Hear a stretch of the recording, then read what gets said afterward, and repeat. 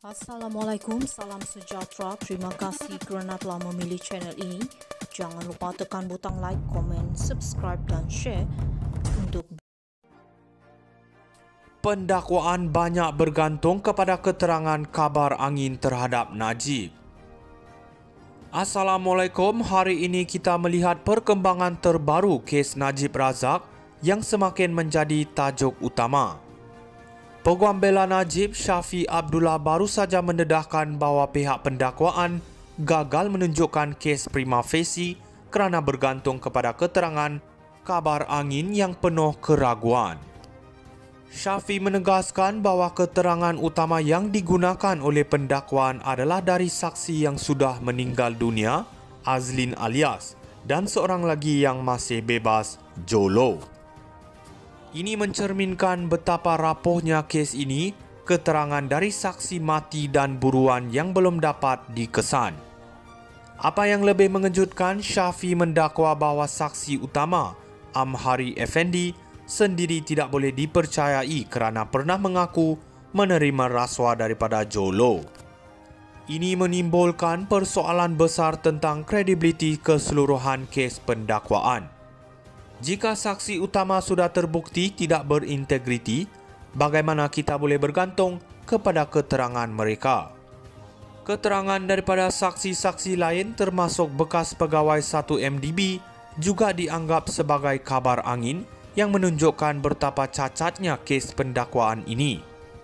Pihak pendakwaan sepatutnya mengemukakan bukti yang kukuh dan bukan hanya bergantung kepada gosip dan tuduhan. Kes ini bukan hanya mengenai Najib, ia tentang prinsip keadilan.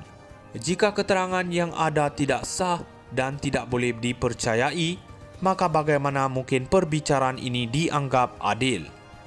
Jadi persoalan sekarang, adakah sistem perundangan kita benar-benar adil atau adakah ia sedang digunakan untuk menjatuhkan individu berdasarkan keterangan yang meragukan? Saksikan terus perkembangan kes ini dan pastikan keadilan ditegakkan. Jangan lupa untuk like dan subscribe untuk lebih berita dan analisis terkini. Sekian, terima kasih. Pendakwaan banyak bergantung kepada keterangan kabar angin terhadap Najib. Assalamualaikum, hari ini kita melihat perkembangan terbaru kes Najib Razak yang semakin menjadi tajuk utama. Peguam bela Najib, Syafiq Abdullah baru saja mendedahkan bahawa pihak pendakwaan gagal menunjukkan kes prima facie kerana bergantung kepada keterangan kabar angin yang penuh keraguan. Syafiq menegaskan bahawa keterangan utama yang digunakan oleh pendakwaan adalah dari saksi yang sudah meninggal dunia, Azlin Alias, dan seorang lagi yang masih bebas, Jolo. Ini mencerminkan betapa rapuhnya kes ini, keterangan dari saksi mati dan buruan yang belum dapat dikesan. Apa yang lebih mengejutkan, Syafiq mendakwa bahawa saksi utama, Amhari Effendi, sendiri tidak boleh dipercayai kerana pernah mengaku menerima rasuah daripada Jolo. Ini menimbulkan persoalan besar tentang kredibiliti keseluruhan kes pendakwaan. Jika saksi utama sudah terbukti tidak berintegriti, bagaimana kita boleh bergantung kepada keterangan mereka? Keterangan daripada saksi-saksi lain termasuk bekas pegawai 1MDB juga dianggap sebagai kabar angin yang menunjukkan betapa cacatnya kes pendakwaan ini. Pihak pendakwaan sepatutnya mengemukakan bukti yang kukuh dan bukan hanya bergantung kepada gosip dan tuduhan. Kes ini bukan hanya mengenai Najib, ia tentang prinsip keadilan. Jika keterangan yang ada tidak sah dan tidak boleh dipercayai, maka bagaimana mungkin perbicaraan ini dianggap adil? Jadi persoalan sekarang, adakah sistem perundangan kita benar-benar adil atau adakah ia sedang digunakan untuk menjatuhkan individu berdasarkan keterangan yang meragukan? Saksikan terus perkembangan kes ini dan pastikan keadilan ditegakkan. Jangan lupa untuk like dan subscribe untuk lebih berita dan analisis terkini. Sekian, terima kasih. Pendakwaan banyak bergantung kepada keterangan kabar angin terhadap Najib. Assalamualaikum, hari ini kita melihat perkembangan terbaru kes Najib Razak yang semakin menjadi tajuk utama.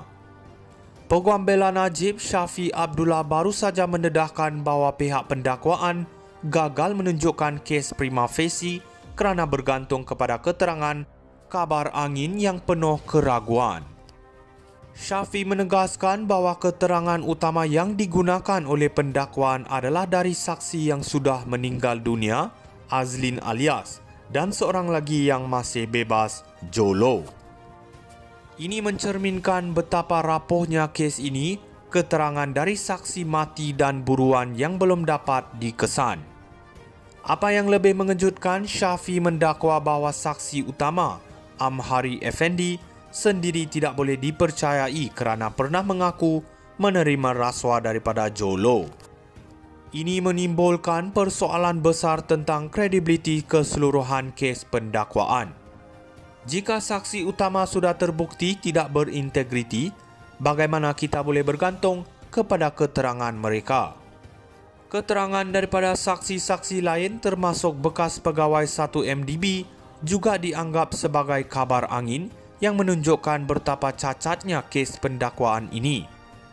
Pihak pendakwaan sepatutnya mengemukakan bukti yang kukuh dan bukan hanya bergantung kepada gosip dan tuduhan. Kes ini bukan hanya mengenai Najib, ia tentang prinsip keadilan. Jika keterangan yang ada tidak sah dan tidak boleh dipercayai, maka bagaimana mungkin perbicaraan ini dianggap adil? Jadi persoalan sekarang, adakah sistem perundangan kita benar-benar adil atau adakah ia sedang digunakan untuk menjatuhkan individu berdasarkan keterangan yang meragukan? Saksikan terus perkembangan kes ini dan pastikan keadilan ditegakkan. Jangan lupa untuk like dan subscribe untuk lebih berita dan analisis terkini. Sekian, terima kasih. Pendakwaan banyak bergantung kepada keterangan kabar angin terhadap Najib.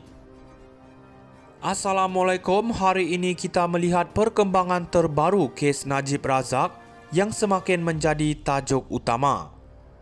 Peguam bela Najib, Shafie Abdullah baru saja mendedahkan bahawa pihak pendakwaan gagal menunjukkan kes prima facie kerana bergantung kepada keterangan kabar angin yang penuh keraguan.